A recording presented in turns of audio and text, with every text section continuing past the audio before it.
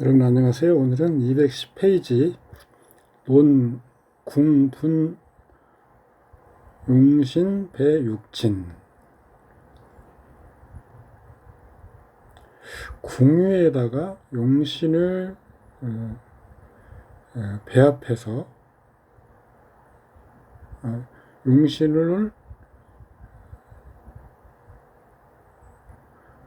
나누어서 육친을 배합한다. 이 말입니다. 사람에게는 육친이 있으니 이것을 팔자 배합하는 것도 또한 명에 있는 것이다. 궁부는 궁의를 뜻하는 거죠.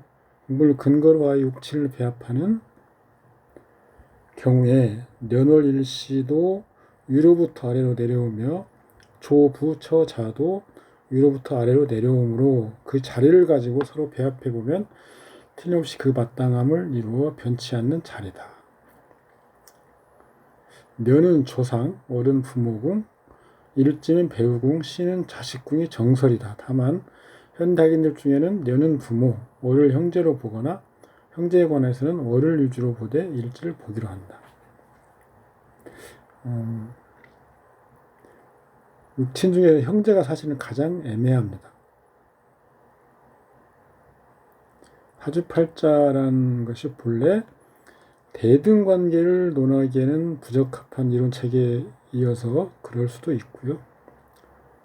즉 사주팔자는 상하관계, 이게 중심이죠. 아니면 사실 연구가 좀 덜 돼 있어서 그런 부분도 있고요. 배우자가 제일 잘 맞고 배우자 중심의 연구가 제일 많이 돼 있어서 제일 잘 맞는 그런 체계를 갖추게 되었다. 이렇게 봐도 사실은 무방하죠.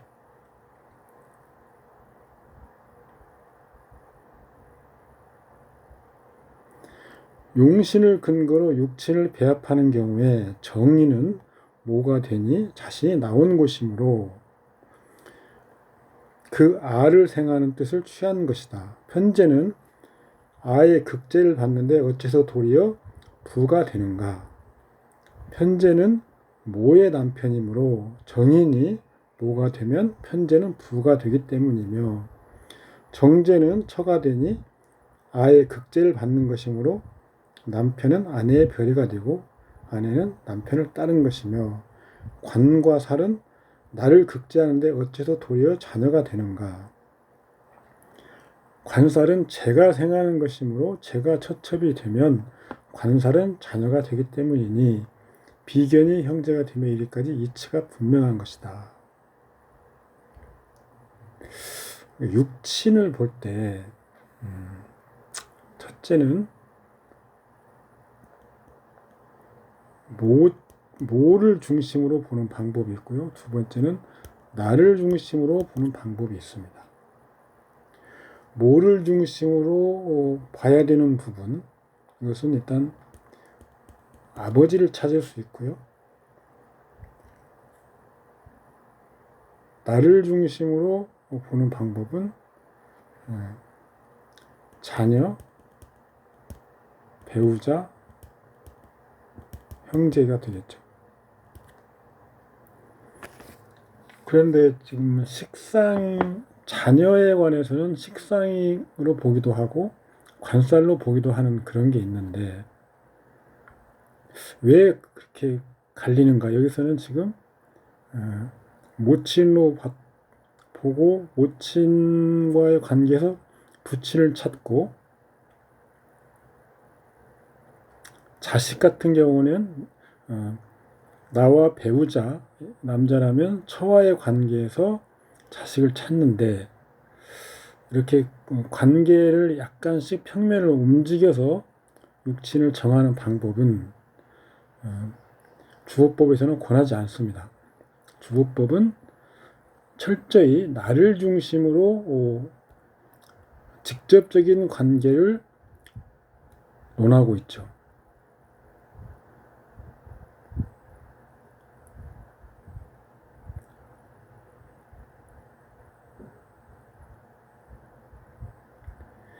즉, 부친은 모친과의 관계로 정하고 자식은 처와 관계로 정하는 것은 사실은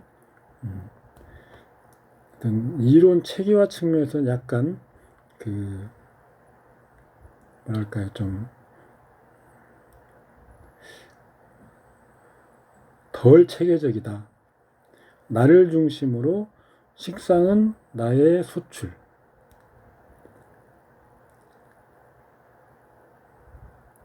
남자에서 편재라고 하는 것은 내가 극하는 것, 나의 토대가 되는 거죠. 나의 토대. 정제도 물론 나의 토대지만 정제는 이성으로 토대고 편재는 동성으로 토대죠. 그래서 동성으로 토대는 것은 부친, 이성으로 토대가 되는 것은 배우자, 이렇게 정하는 것. 육친은 또 희신 기반의 어떤 희신 기반으로 정해야 되는 것이죠. 그래서 명칭으로 정하는 것을 주호법에서는 취하고 있습니다. 그래서 자녀는 식상, 그다음에 배우자는 정제, 정관, 모친은 정인, 부친은 편재. 십신으로서 정하는 것이지 일간의 음양을 따라서 정한다거나 뭐 그렇게 정하지 않습니다. 모친하면 그냥 정의 중심인데 인성을 보는 거죠. 그래서 주보법에서 논하는 육친론을 반드시 참고해야 된다. 정인이 모, 편재가 부, 정제가 처, 정관이 부, 관살이 자녀라고 하는 것은 확립하여 정해진 것은 아니다. 남자일 경우와 여자일 경우 나누어서 남자는 일간과 같은 편제를 붙인 로, 여자는 일간과 이성인 정제를 붙인 후 세분하기도 하고, 자녀에 관해서는 적천수에서는 식상을 자녀로 보기도 한다. 또한 주호명리에서는 모든 십신을 육친으로 볼 수 있으니 육친론에서는 주호법을 기본 원칙으로 한다. 이것이 제가 지금 말씀드린 겁니다. 본문을 다시 보면 그 사이에 힘을 얻음이 있나 없나와 혹은 기란과 흉한가 하는 것은 사주에 있는 것이 연월에 있는지 일시에 있는지 재관인지 상관 양인인지를 가지고 그것이 어떤 것인가에 따라 좌우되니 그런 주의 육친을 용신에 배합하여 국중에 무엇을 기뻐하고 무엇을 꺼릴 것으로 삼을 것인가를 참고하여 대조한 명확히 할 수 있다. 희기가 사실 중요하다는 거죠.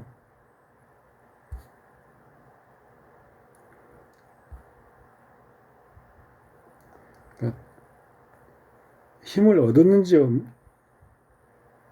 안 얻었는지, 기라는 것인지 흉하는 것인지, 등력 여부, 그 다음에 길흉 여부, 그 다음에 궁위, 주, 사주죠. 그 다음에 길신, 신신, 흉신, 이런 것들을 다 따져서 용신에 배합해야 된다. 여기서는 희신 기반의 육치를 말하는 게 아니고 그 용신에 배합해서 용신의 수요에 합당하면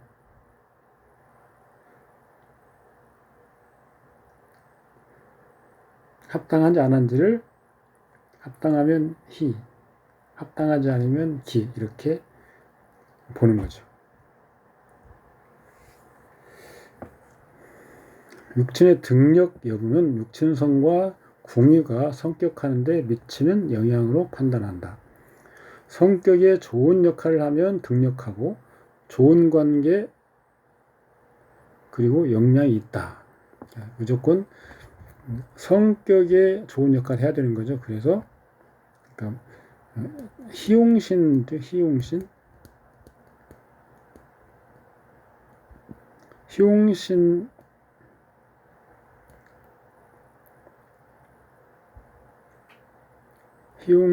십신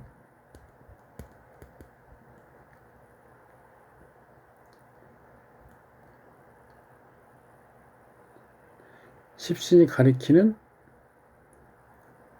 육친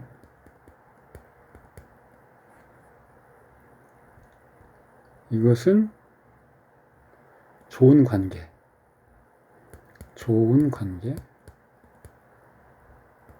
또 역량, 자질이죠. 이 있다. 예를 들어서 여자 팔자에서 정관이 희용신이면 그 남편은 남편과 좋은 관계가 있고 남편이 역량이 있다. 이런 식으로 보는 거죠.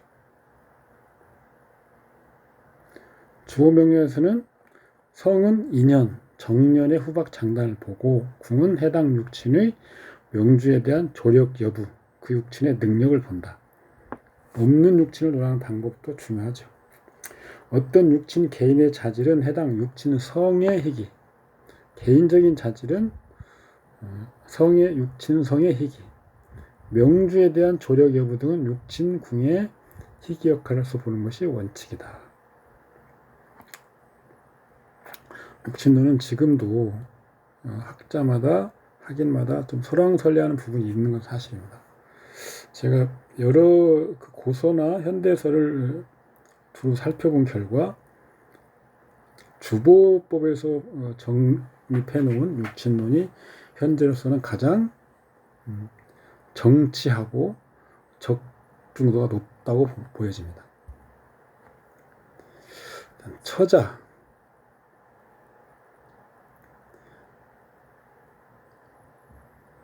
대체로 명중의 기륭은 더욱 가까운 사람일수록 그 응함이 더욱 역류하다.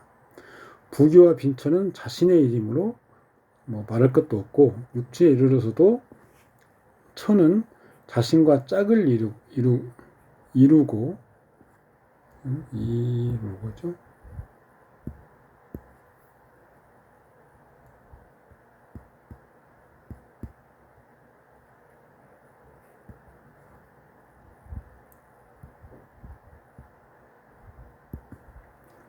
자식은 후계자가 되니 역시 자신에게 절실한 일이므로 명을 보는 경우에는 처제, 자록 네 가지 일을 함께 논해하며 그 다음에는 부모는 자신이 나온 곳이므로 역시 자연히 응엄함이 있으니 이 때문에 재강이 힘을 얻거나 년간의 용신이 있으면 부모가 모두 온전하게 힘을 얻음을 주장하는 것이며 조상과 형제에 이르러서는 심하게 응엄하지는 않는다. 이게 대략적인 개요죠. 육친의 개요. 자평진전은 자기와 가까운 육친에서 매우 징엄하다. 음양으로 간단히 보려면 년월에 양이 득용하면, 득용한다는 말은 음이 왕한데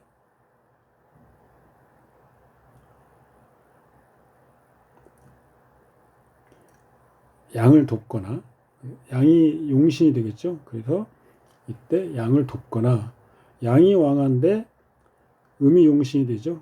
그래서 음을 도우면 부모의 역할이 좋고 명주에게 도움을 준다고 본다. 육친론을 우리가 다시 좀 생각을 해보면 가장 중요한 것은 혼잡을 꺼린다. 모친의 경우에는 더더군다나 당연히 혼잡을 꺼리죠. 모친 성에 예를 들어서 혼잡된다면 모친이 한 명이 아니라는 얘기죠. 그런데 혼잡이 당연한 경우도 있을 수 있습니다. 남자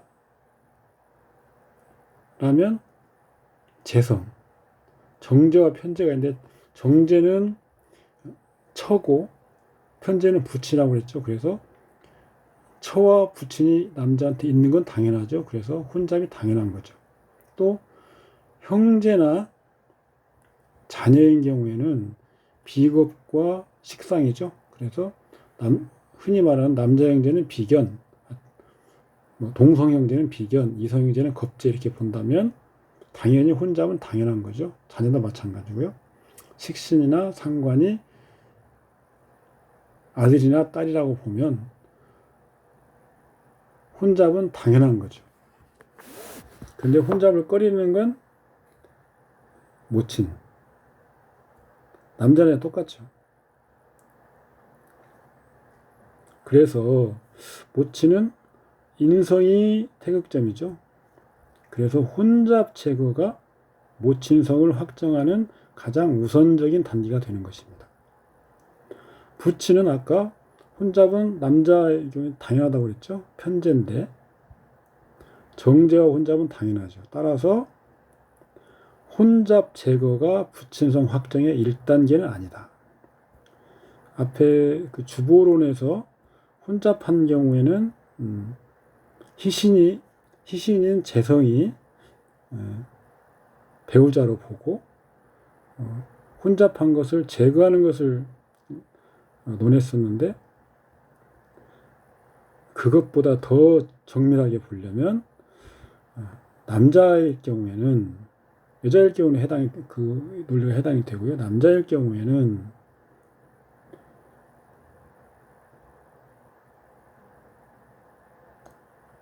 부친도 있고 처도 있어야 되기 때문에 혼잡은 당연한 거죠. 그래서 혼잡했다고 해서 제거하는 것이 부친성 확정의 1단계가 아닙니다. 만약에 정제나 편제가 하나는 당연히 재성이면 하나는 희신이면 다른 하나는 기신일 수 있습니다. 특히 주법에서는 혼잡을 꺼리기 때문에 그러면 만약에 정제가 희신이고 편제가 기신이라면 부친을 볼 때는 편제를 제화하는 글자를 보는 것이지 정제를 보는 것이 아니죠. 처를 볼 때는 정제가 기신이라면 그리고 편제가 희신이라면 편제를 처로 보는 게 아니고 편제는 그냥 부친으로 보고 정제를 제어하는 글자를 처로 보는 것입니다. 좀 자세히 보시려면 1권의 주보명리 쪽에 가서 확인을 해보시기 바랍니다. 처로서 논해 본다면 일지가 재관이면 처가 당연히 현귀해야 하는데 그러나 또 일지가 재관인데도 처가 불리하며 상관이나 양일 만난데도 처가 도리어 기람이 있는 것은 어째서인가. 그것은 다 원령용신과 배합하여 희기를 이루기 때문이니 가령 처궁에 재가 있으면 기라한 것인데 만일 인격이라면 도리어 불미스럽게 되며 그렇죠. 인격 격신을 극하기 때문에 그렇죠. 처궁에 관이 있으면 기라는 것인데 만일 상관격이 그람을 만나면 어찌 뜻을 순종할 수 있겠는가. 처궁에 상관이 있으면 흉하는 것인데 만일 제격이 그람을 만나면 그것으로 제를 생할 수 있고 칠살격이 그람을 만나면 그것으로 칠살을 제압할 수 있으므로 도리어 처가 내조할 수 있음을 주관하는 것이며 처궁에 양인이 있으면 흉한데 가령 재관, 살상 등의 격으로 사주가 이미 격궁을 이루고 일주가 무기인 경우에는 온전히 일제양인이 일간을 돕는 데 의지하게 되므로 처가 반드시 남편을 도울 수 있는 것이니 그러한 이치는 한 가지에만 집착해서는 안 된다.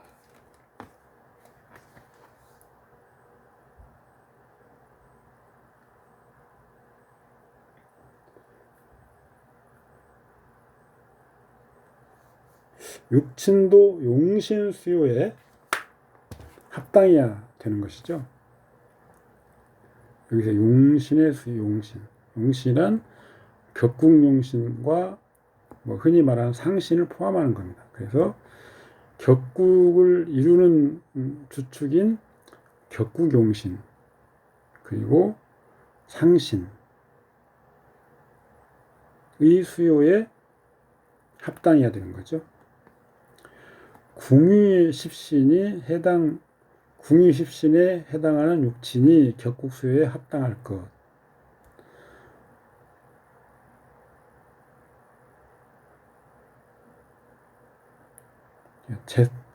철을 본다면 지금 여기서 궁유가 일지인데 일지에 소재하는 십신이 격국수에 합당하면 일지는 처궁이므로 처에 내조가 있다. 이렇게 본다는 것이죠. 그런데 지금 성을 보지 않고 지금 국만 가지고 지금 말한 것이죠. 그런데 이것은 좀 단편적이다. 이제 뒤에 성을 다시 봐야 된다는 얘기를 하고 있습니다. 뒤에 부분을 보면 철을 논하는 경우 만약 명주 좌하가 재관이면 그것들은 길신으로서 마침 가장 필요한 것이 재관 길신이라면 이런 유형은 통상 처가 현명하고 귀하고 기품이 있다. 그러니까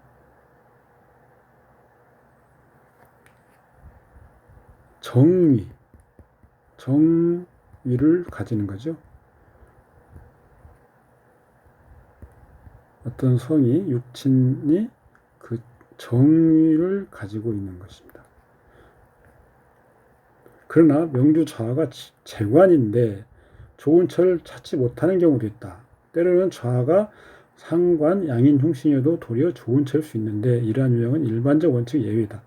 이에 대해 자평지의 논리는 원령의 글자는 성격에 좋은 영향을 주는지 아닌지로서 팔자의 희를 구별하는데 처궁의 글자가 성격, 폐경에 영향을 미치는 영향으로 논하는 것이 원칙이다. 그리고 십신 고유의 의미에 매몰되지 말 것을 얘기한다. 사길신이 처궁에 있으면 예를 들어서 배우자 궁에 있으면 배우자 항상 좋다 이렇게 보지 말라는 거죠. 지금 그런 설명을 하고 있습니다.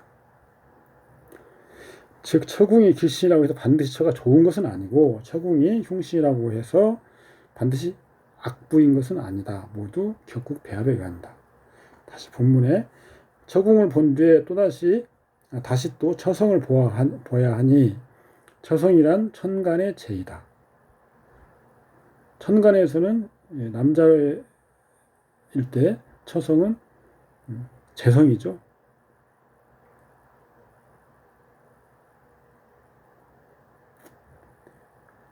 지지의 재성은 그러면 처성이 아닌가요? 그건 아니죠. 그러나 지지에는 궁위가 있기 때문에 궁위도 같이 봐야 된다는 정도로 이해하시면 됩니다.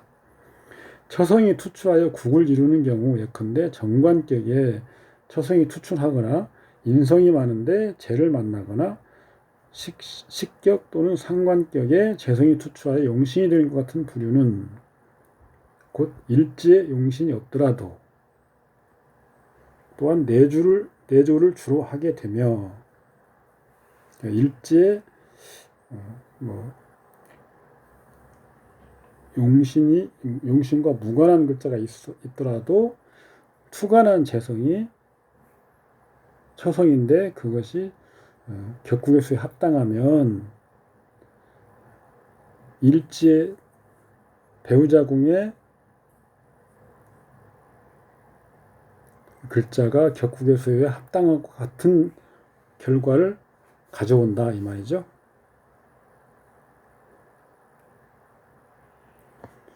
처성이 투출했으나 격을 파하는 경우 예컨대 인성이 경미한데 재성이 투출하거나 식신상관 및 투출한 칠살이 재성을 만나는 것 같은 부류는 이런 부류는 파격인 거죠. 일지에 처궁에 용신이 있더라도 형극을 방비하면 좋지 않다는 거죠. 또 처성이 투출하여 격을 이루거나 혹은 처궁의 용신이 있더라도 일지가 형충되면 좋은 철을 얻더라도 해로하기 어려움을 면치 못하며, 또 만약 처성이 둘이 투출하는데 정제 편제가 섞여 나와 있으면 어찌 한 남편에 많은 차가 있어 좋다고 하겠는가. 그러니까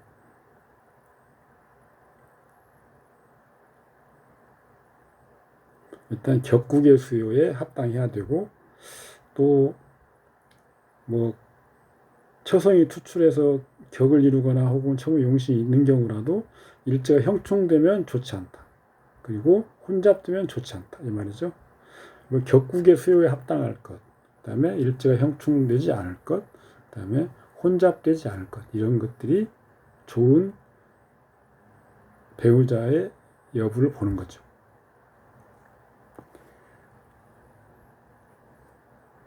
그런데 주국법에서는 정편제가 동시 투출하는 경우에 무조건 흉으로 보지 않는다. 아까 특히 남자의 경우는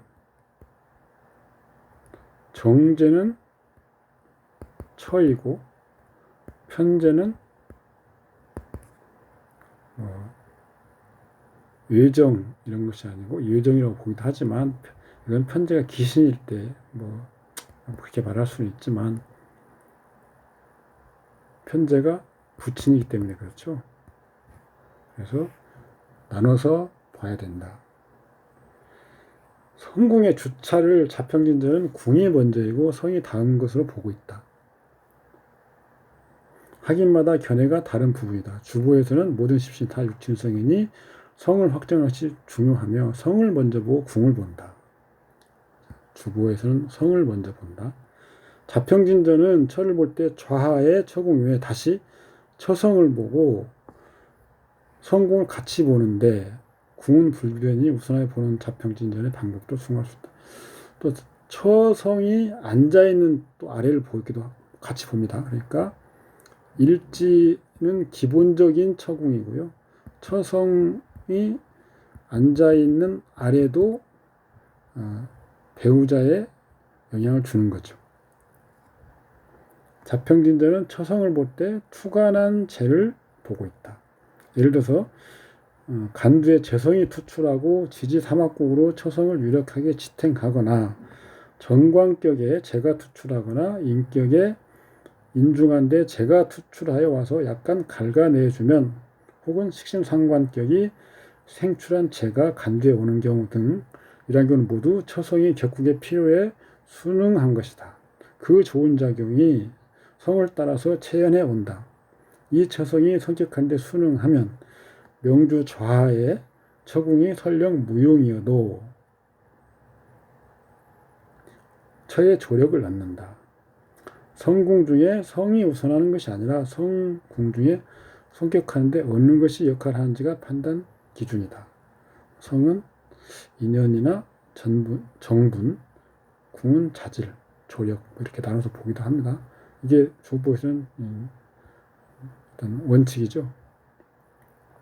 가령 처성이 투출하는데 격을 깨는 경우, 예컨대 인격에서 인이 가벼운데 재가 인을 깨는 것을 가장 두려워하는데, 마침 재성이 투출하는 경우, 식신 상관격에서 살이 투출하여 식상 재살의 좋은 유형이 이루어지는데 다시 재성이 투출해서 격국이 대패하고 식상이 생재하고 재는 당살하며 살은 공신하는 경우, 이때는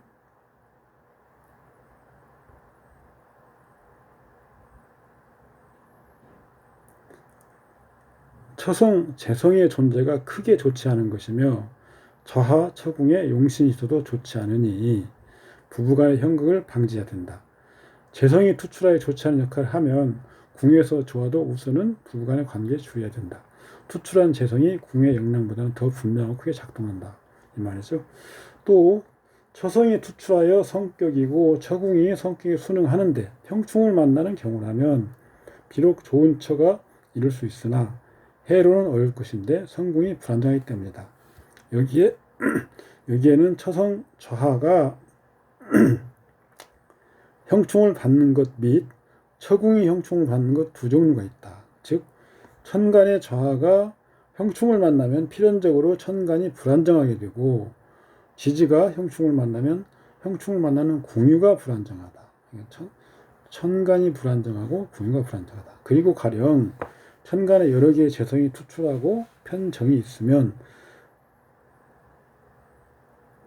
여러 명의 처의 상인이 일부 다처는 첩을 들인 경우 외에는 처가 죽는 경우가 많을 것인데 따라서 형극을 방지한다고 하는 것이다.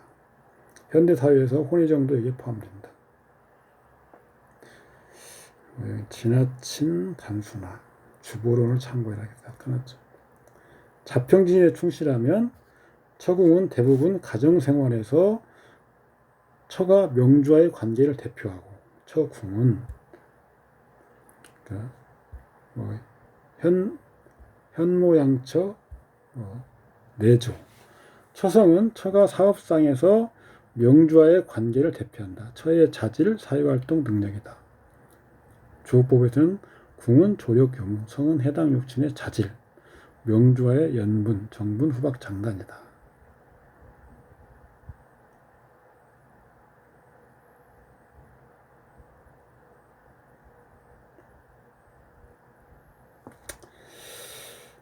성이 해당 욕친의 보여지는 능력이긴 하죠. 자식에 이르러서는 그 자식궁의 몫을 보는 것과 자식성이 투출한 바의 희기를 보는 것이 그 이치와 논리가 처의 경우와 대략 같은데 다만 자식을 볼 때는 장생 목욕가를 또한 익숙하게 읽어야 하니 쭉 이런 것입니다. 그러나 장생의 논법은 양간만 쓰고 음간은 쓰지 않으니 예컨대 갑을 일간은 다만 경금의 장생에 따라서 사유축으로 순행하는 국을 쓰고 신금에 역행하는 방법인 자신진 국을 쓰지 않으므로 비록 책에는 정관은 딸이고 칠살은 아들이란 말이 있지만 그러나 갑일간이 칠살경을 아들로서 양국을 쓴 것이고 을일간이 칠살신을 아들로서 음국을 쓴 것이라고 여기서는 안 된다. 무릇 목일주가 되면 갑이나 을 따지지 않고 모두 경이 아들, 신을 딸로 삼는 것이니 그 이치가 저절로 그러한데 정관과 칠살이 얽매인다면 어떻게 응음할 수 있겠는가. 자식을 보는 것도 철을 보는 것과 마찬가지로 성궁을 같이 논하니 성궁이 격국의 성패에 미치는 양을 보아야 된다. 자식의 다소에 관한 장생결은 숫자를 논하는 의미보다는 영랑의 정도를 판정하는 데 활용한다. 자평진에서 장생에서 용량하고 음을 용하지 않는데 예를 들어서 갑을이 모두 목이고 목일주는 음양을 불문하고 오로지 경금을 가지고 장생 12에 대비하여 본다. 즉 소위 자식, 아들이죠. 모두 양간 남성으로 보니 쥐를 고정하여 양간을 자식으로 본다. 모두 양간 12장생에 순행하는 법에 비춰보는 것이다. 즉 모행의 장생결로 보는 것이다.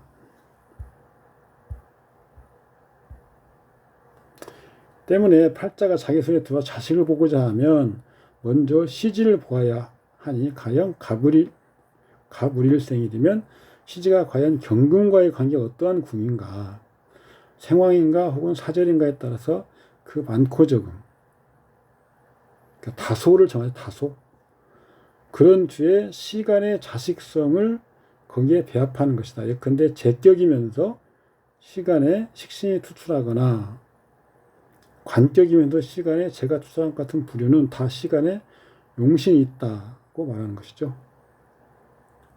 그런데 이때 가령 시지에서 관살의 12장생의 사나 절을 만나더라도 또한 자식이 귀하게 됨을 주장하는데 다만 자식의 수가 많지 않을 뿐이다. 그러니까 시간에 용신이 있으면 격국의 수에 합당하는 글자가 있으면 시지에서 관살이 사절지라고 하더라도 자식은 여전히 귀하게 됨을 주장할 수 있고 다만 수가 많지 않다 이런 거죠. 만약 또 생이나 왕을 만난다면 길이 나가스라의 가득 쌓임을 어찌 헤아릴 수 있겠는가. 만약 시간이 좋지 않거나 자식성이 투출하여 식신을 파하면 관살의 태왕을 만나더라도 자식을 두기 어려우며, 만약 또 사화절이라면 자식을 바랄 바가 없으니 이것은 처자의 대락을 말하는 것이다. 이것은 여기는 지금 관살을 자식으로 보기 때문에 이렇게 보는 거죠. 식상을 자식으로 본다면 식상으로 이렇게 보면 됩니다. 시간은 용신이 있으면 귀한 자식이 된다. 용신이 있다는 것은 격국의 수요에 합당하다는 거죠.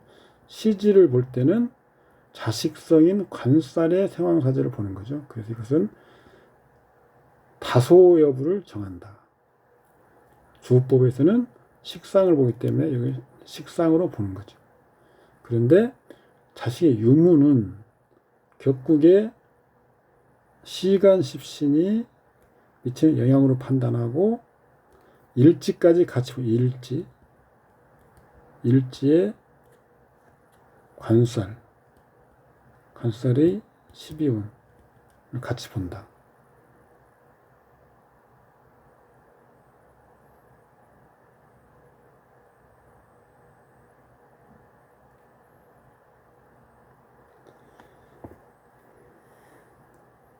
자식의 숫자가 많지 않은 시지의 12장생궁은 자식의 숫자가 많지 않은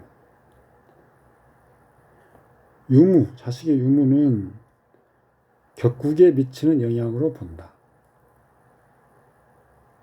가령 시간이 파격이면 설령 관살을 시지 12장생이 대조해서 태왕한 것이라고 해도 아들의 숫자가 많다고 판단할 수 없고, 반대로 적으며 시간이 파격하는 것이고 관살을 일지에까지 대비해서 차질지면 아들이 없다. 즉 자식의 수를 볼 때는 시간, 자식궁이죠. 자식궁의 성격 파괴의 역할, 그 다음에 관살을 12장생궁의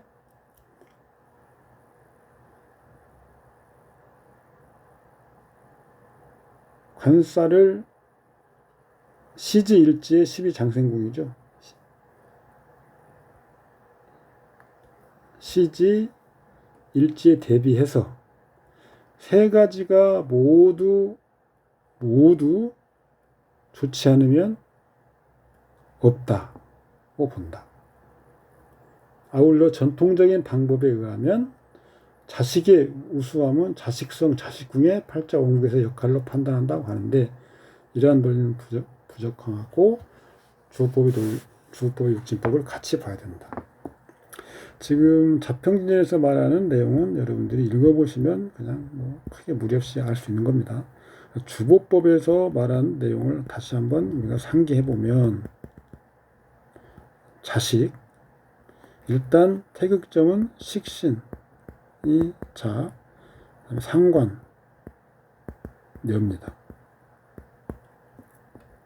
1번 식신이 희용신이고,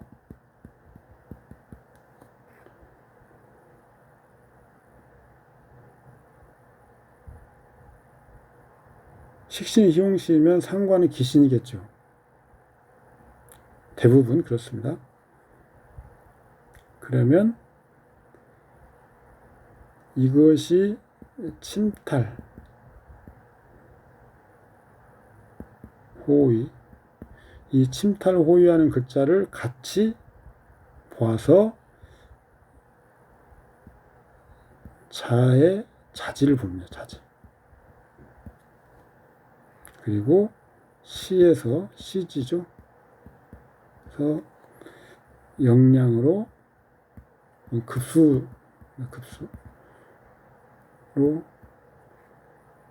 숫자를 봅니다.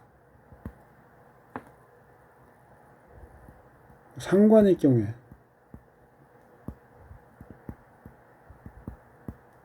이것은 일단 딸이 우수하다. 똑같습니다. 그런데 상관희용신을 침탈하는 글자를 원활히 방어하고 있는 경우 이렇게 확정할 수 있는 거죠. 두 개 같이 나왔다.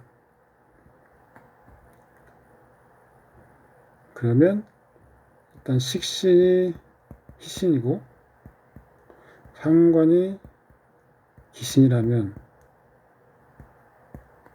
아들은 식신이고요. 딸은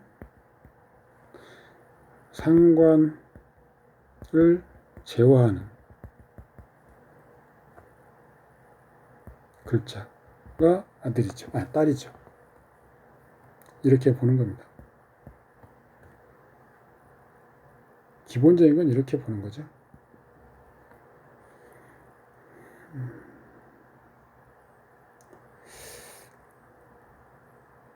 다시 식신이 침탈을 받는데 그것을 구응해주는 글자가 있고 또 구응해주는 글자를 또 침탈하면 그걸 또 구응해주는 글자를 찾고 이렇게 두 번까지 찾아야 되는 경우도 있고 그렇긴 한데 일단 대략적인 내용은 이거죠. 그래서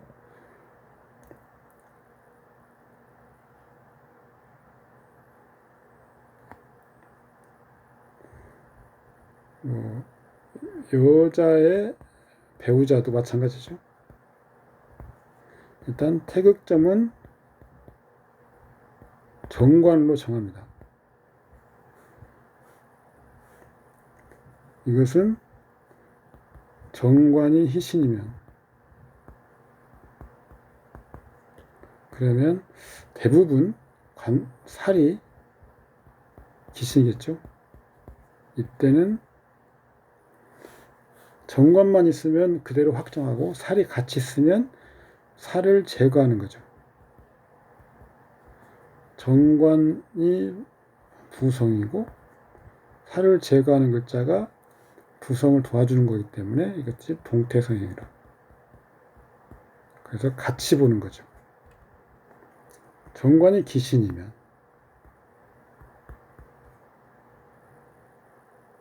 살이 희신인 경우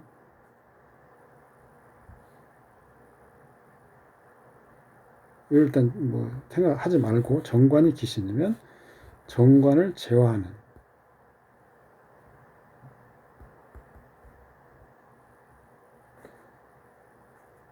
이 글자를 봐야 됩니다.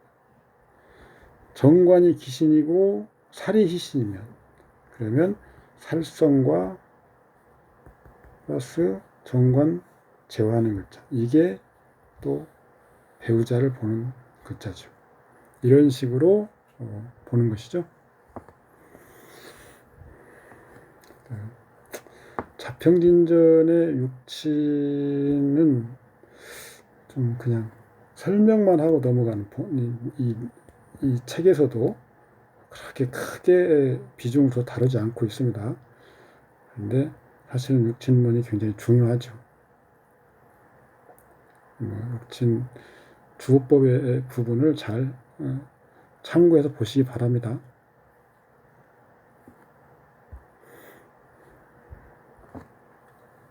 일단 가장 중요한 것은 모든 육친은 희용신으로 본다. 이게 무슨 말이냐면 남편을 볼 때는 관을 보는데 관이 기신이면 제화하는 글자가 희용신이겠죠. 이걸 본다.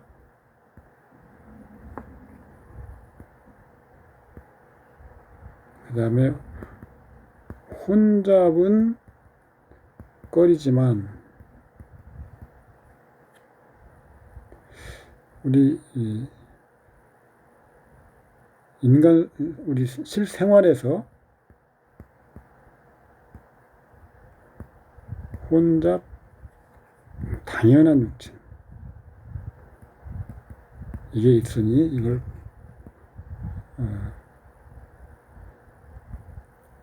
반영해야 된다. 자녀나 형제, 그 다음에 남자의 정제, 편제.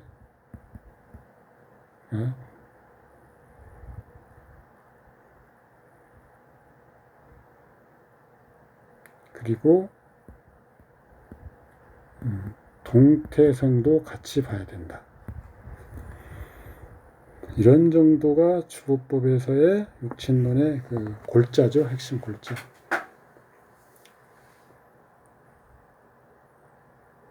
여기서 다시 그 앞의 내용을 다시 또 자세히 설명하면 좀 길어지고 그렇기 때문에